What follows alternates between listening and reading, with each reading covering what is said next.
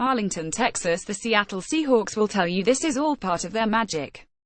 One minute they can seem divided and dysfunctional, incapable of making the outside world comprehend what seems like madness inside their franchise.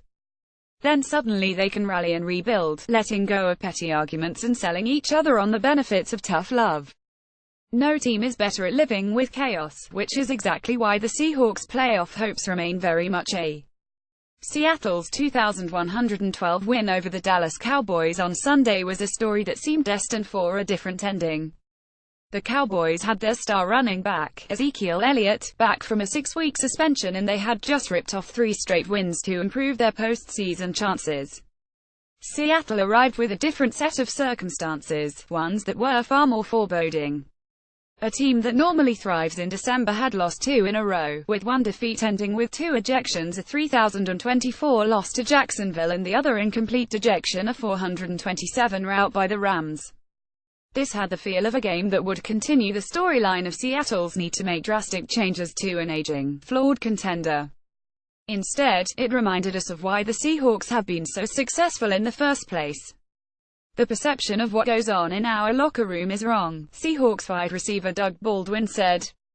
Nobody is in the locker room other than the players, and we have a great core group of leaders who've really bought into what our philosophy and environment is. We pull the young guys along. Sometimes it's a struggle because we have so much diversity in our locker room and it takes time. But we accomplished something tonight and I hope we continue to do that in the long run.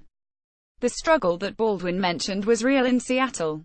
The Jacksonville game ended with a series of skirmishes, one that led to the ejection of defensive tackle Sheldon Richardson and defensive end Quinton Jefferson, who nearly climbed into the stands to confront a fan who had thrown something at his head. The Rams' defeat included another ejection, this one after safety Delano Hill was involved in a scuffle and even more drama afterward.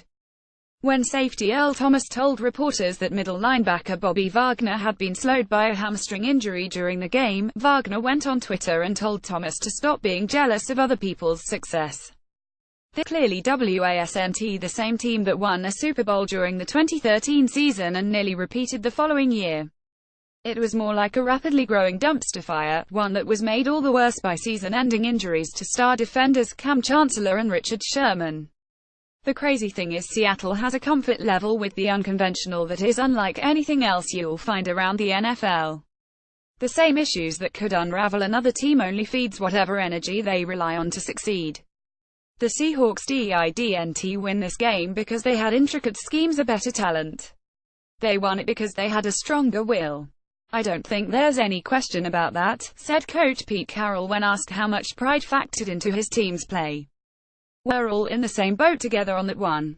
They responded beautifully after last week's 35-point loss to the Rams. I think that was obvious. Seattle's win actually couldn't have been any uglier. They won on the road despite generating just 76 yards on the ground and 60 through the air. They had fewer first downs than Dallas 15-21, less time with the ball 2,710 to 3,250 and more significant injuries. What the Seahawks did have was the same opportunistic nature that has been their trademark throughout the Carroll era. Seattle cornerback Justin Coleman broke the game open in the third quarter, intercepting an errant pass by Cowboys quarterback Dak Prescott and returning it 30 yards for a touchdown that gave the Seahawks a 14-12 lead. Seattle also benefited from 2 other turnovers, an interception by linebacker KJ Wright off a tipped pass and a fumble recovery by Wright forced by cornerback Byron Maxwell. As poorly as the Seahawks played on offense, the Cowboys only managed 283 total yards while allowing 4 sacks. The Cowboys obviously didn't help their own cause, especially when kicker Dan Bailey missed 2 makeable field goals in the fourth quarter. However, the Seahawks controlled most of the game, largely by avoiding painful mistakes and displaying an ability to make the key play when an opportunity presented itself. It felt really good, Wagner said. Last week left a bad taste in my mouth and we really wanted to get out there and dominate. We had a lot of people doubting us, but we're still in it and we're still fighting. The Seahawks are still but they are far from being a sure thing in this playoff picture.